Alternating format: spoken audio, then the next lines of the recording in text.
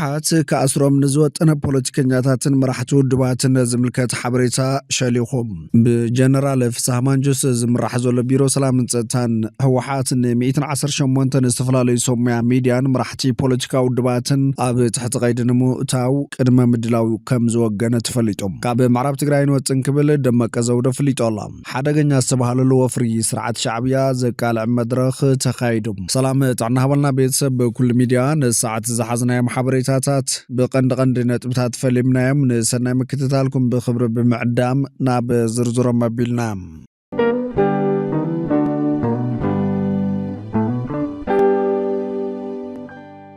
ኣብ መስርሕ ሰላማዊ ቃልሲ ፖለቲካ ከም ዘየዕወት ዝፈልጣ ሓይልታት ጥፋት ንዝሓዝዎ መንገዲ ቁማር ኩናት ህዝቢ ከይልክም ነዚ ኩናት ንምትራፍ ኩሉ ክረባረብ ከም ዝግባእ ውድብ ሳልሳይ ወያነ ትግራይ ፀዊዖም ደበና ኩናት ክዘንብ ነጎድጓዶ ኣብ ዘስምዓሉ ፅልግልግ ንርከብ ክብል ዝገለፀ ውድብ ሳልሳይ ወያነ ትግራይ ነዚ ውግእ ምክንያታዊ ዝገብር ዝካየድ ዘሎ ጎስጓስን መናፍሓትን መጥፋዕ ዓድን ብሄርን ከም ዝኾነ ርድኢ ክብል እውን ወሲኹ ሓቢሮላ ደበና ኩናት ክዘንብ ነጎድጓዶ ኣብ ዘስምዓሉ ፅልግልግታን ركب نخوينات مخناتها وزقبر وفرن نفحن مدفع عدن بهرن كم زخون ردئيو أب سلما وقال سعوتات كم زي خون زفلت وحيلتات طفاءات زحزو من قد قمار كوينات هز بزت في كاب مخان عد زي جوعل سلازخون زخوينات نمتراف كله كرب عربي قبا نبل زبالة تودب أب مقلتيوم بسبيلاون وتهدرون مرحنة إثيوبيا بشم حاسبي قبر زولو نفحي حاد مرأياتي أب العلي زي تغصنا يوم عبالة خوينو أب العلي تقراي زي قبر زولو رعدنا مفتار سراحت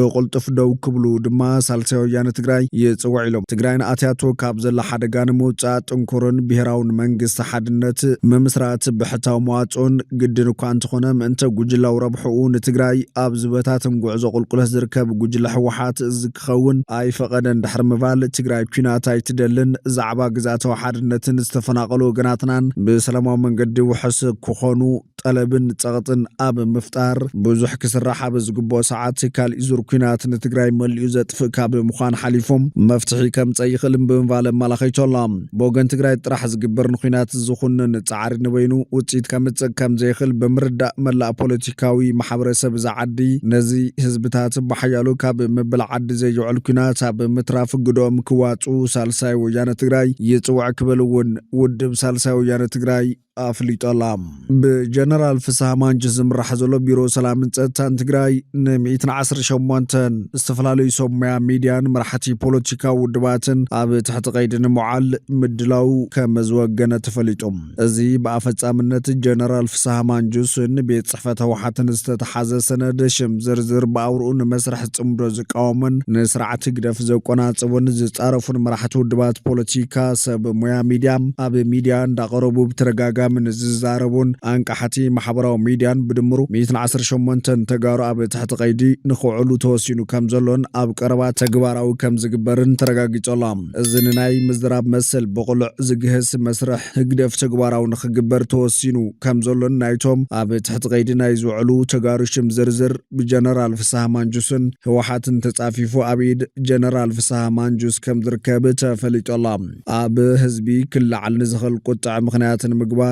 بحقاو منقد بمأزازي ما أسرتي بوليس كم زكادن كاس بغاس بوليتيكاو ملكع خمز حزنقون يقلت اللام أبزو قدايزي سرعة قدف بغاد تحليفهم نخبو نحوحاتن جنرال فسح مانجوسن بقلع خمز حتتن كالي زخف ملكع تقاوم نخيقت كبها الفلما بمأزاز ورقة بوليس بغاد تابق ايدن خوعلو توسينو كمز العلاو بزيكون ملكعو قندما كاب فلت توشتيز ترخب حبريتا ملاخيتو اللام بخالي وقن كاب معراب تقراين واتسنكبل دمك زودة فليت اللام أب معراب تقراي زلو تهدرو حيل نخلو كسعر عقم اللو كبلون كونريل دمك زودة فليتهم أب معراب تقراي وريرو زركب وتهدرو حيل بزيز خونة توسخ حقز تلاي آتكعوناي مسعر بقعات ونين مهلاو عزاز نايت سراويت كونريل دمك زودة قليت اللام حاك حزنا حقي تخطلنا كلن تناوي حبراو عبيتنا نمرققاتن بحوارنا منبار دليتنا لناز بلا كونريل دمك زودة كابزو تعيب بحيلن قلوتن زوتن وعلامان معوازن كساق ዝተጠقሱ ኣካላት እንተልዮም ግን እታ ብወልቃይት ዘሎ ሓይሊ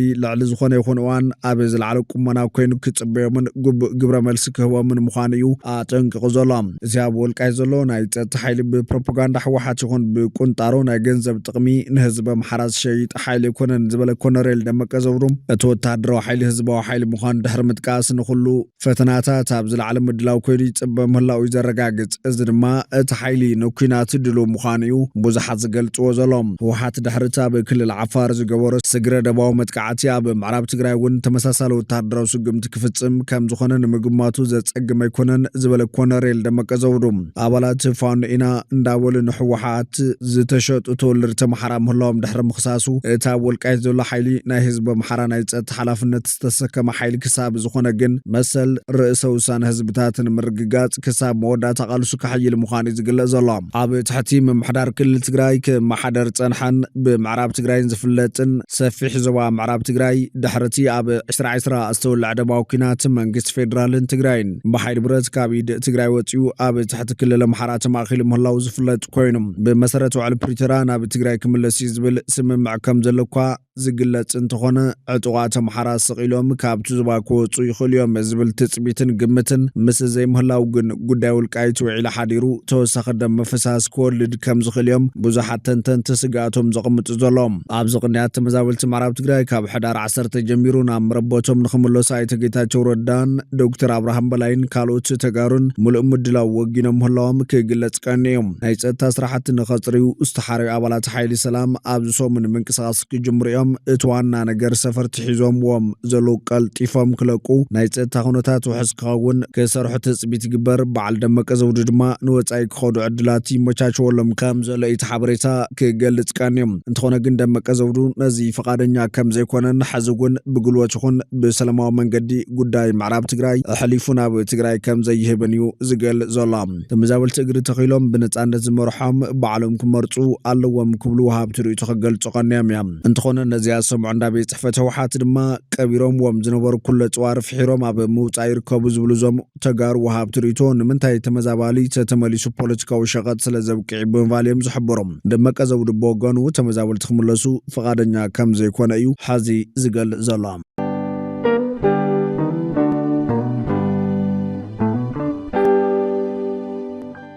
ሓደገኛ ዝተባሃለሉ ወፍሪ ስርዓት ሻዕብያ ዘቃልዕ መድረኽ ተኻይዱ ጉጅለ ህግደፍ ኣብ ሃገራት ምዕራብ ዝተዘርግሐ ናይ ገበን መርበባት ኣቢሉ ኣብ ልዕሊ ስደተኛታት ዜጋታት ኤርትራን ዝፍጽሞ ገበናት ትግረ ደባዊ ጸቕጢ ዘቃልዕ ኮንፈረንስ ብሓበራዊ ኮሚቴ ሓይሊ ዕማም ስዊድን ከም ዝቐረበ ተገሊጹ ኣሎ ሓበራዊ ኮሚቴ ሓይሊ ዕማም ስዊድን ብምንቅስቓስ ይኣክል ምንቅስቓስ ብሩህ መጻኢ ማዕበል ብርጌድ ንሓመዱ ከምኡውን ጉዱሳት ኣካላትን ዝቖመ ኮይኑ ዓመታውን ፕሮፓጋንዳዊ ሃልኪ ዝካየድ ፌስቲቫላት ህግደፍ ኣብ ልዕሊ ህይወት ተቃለስቲ ንዘብጽሖ ዘሎ ኣለታዊ ጸገማት ኣብ ግምት ብምእታው እቲ ጉጅለ ብመሰረተ ህግራዊ ሕጊ ዓለም ገበናዊ መርበባቱን ምቅላዕ ዝዓለመ ኮንፈረንስ ብምክያድ ምስሊ እቲ ጉጅለ ንማሕበረሰብ ዓለም ንጹር ንምግባር ዝወደቦ ምንባሩ ዝተጠቐሰ ኮይኑ ካብ ስዊድን እንግሊዝ ኖርዌይን ካልኦት ሃገራትን ዝተወከሉ ጸለውቲ ናይ ፖለቲካን ሰብኣዊ መሰል ተጣበቕትን ኣብ ዝተረኸቡሉ ኣጋጣሚ ዓውት ኮንፈረንስ ምክያድ እዩ ዝተረኸበ ሓበሬታ ዘረጋግጽ ኣባላት ፓርላማ ዝኾኑ ሰበስልጣናት መንግስቲ ካብ ስዊድን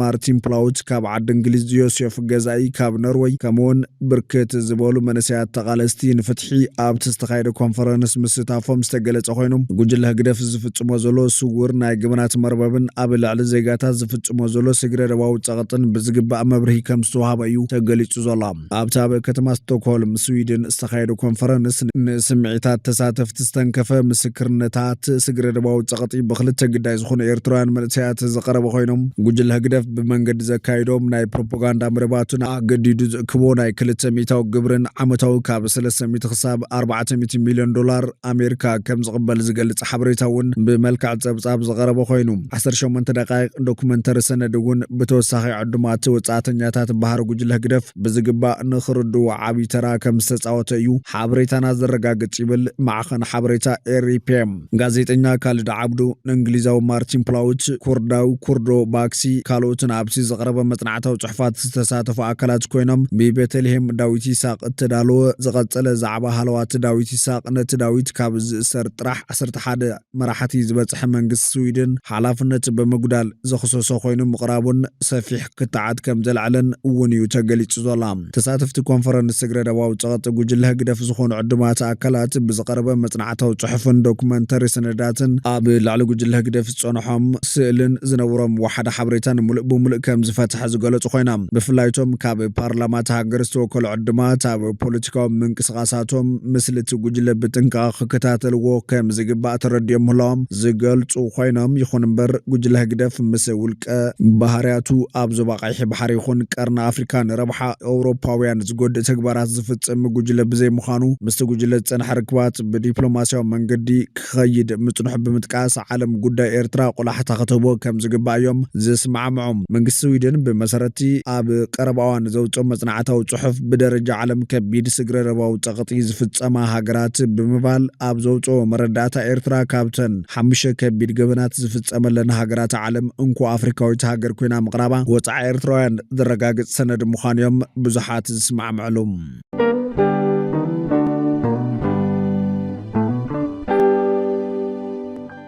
ኣብ ዞባ ኣርሲ ዝተፈጸመ መጥቃዕቲ ሃይማኖትን ብሔርን መሰረት ዝገበረ ኣይኮነን ክብል ቤት ምኽሪ ትካላት ሃይማኖት ኢትዮጵያ ገሊጾም። ቤት ምኽሪ ትካላት ሃይማኖት ኢትዮጵያ ብክልል ኦሮሚያ ዞባ ኣርሲ ዝተፈጸመ መጥቃዕቲ ሃይማኖትን ብሔርን መሰረት ዝገበረ መጥቃዕቲ ኣይኮነን ክብል ኣብ ዘካየዱ ምርመራ ኣፍሊጦላ። ቤት ምኽሪ ትካላት ሃይማኖት ኢትዮጵያ ኣብ ክልል ኦሮሚያ ዞባ ኣርሲ ኣብ ወረዳታት ጉና፣ መርቲ ካልኦትን ዝተፈጸመ መጥቃዕትን ምጽራይ ካብ ዝምልከቶም መዳርግቲ ኣካላት ተወከልቲ ዝሓቐፉ ሓይሊ ዕማም ብምቋም ብ25 ጥቅምቲ 2018 ዓ.ም ናብተን እቲ ጸገም ዘጋጥመለን ወረዳታት ከም ዘዋፈረ ዘኻኺሮም። መርማሪ ኮሚቴ ናብተን እቲ ጸገም ዘጋጥመለን 4 ወረዳታት ዞባ ኣርሲ ብምኻድ ነቲ ጉዳይ ን5 ተኸታተልቲ መዓልታት ብምምርማር 1 ሕዳር 2018 ዓ.ም ኣቦ ወንበርን ምክትል ኣቦ ወንበርን ኮሚቴ ምርመራ ቀዳማይ ደረጃ ጸብጻብ ኣቕሪቦሎም። እቲ መርማሪ ኮሚቴ ኣብ ወረዳታት ጉናን ካልኦት ወረዳታት ዞባ ኣርስን ዝተፈጸመ ቅትለት ስቅያትን ምዕናዊ ንብረትን ከም ዝነበረ ካብ ሕብረተሰብ ተኻብን ካብ ዝተጎድኡ ወገናትን ሓበሬታ ከም ዝረኸበ ገሊጹ።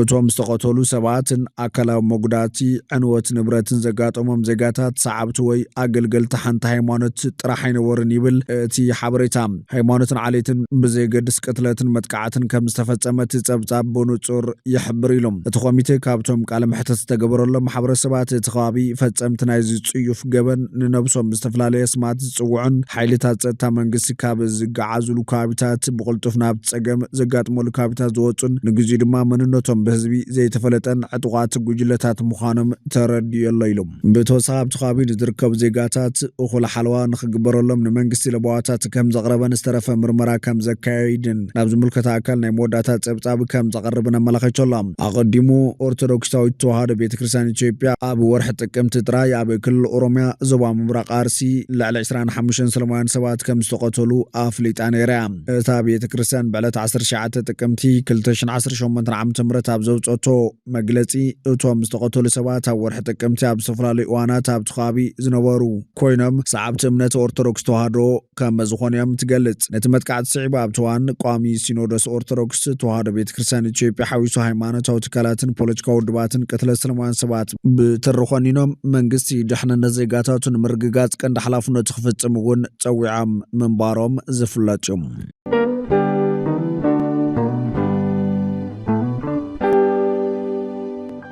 ፍትዋትን ክብራትን ቤተሰብ በኩል ሚድያ ነሰዓት ዝሓዝናይ ማሕበሬታታት ነቶም ክትከታተልዎም ዝጸናሕኩም ይመስሉ ነይሮም። ንሰናይ ምክትታልኩም ብኽብሪ ብምስጋን ኣብ ዝቕጽል ብኻልኦት ሓበሬታታት ክሳብ ንራኸብ ንምድለዋትና ላይክ ሼር ንሚድያና ሰብስክራይብ ብምግባር ቤተሰብ በኩል ሚድያ ኾኖም።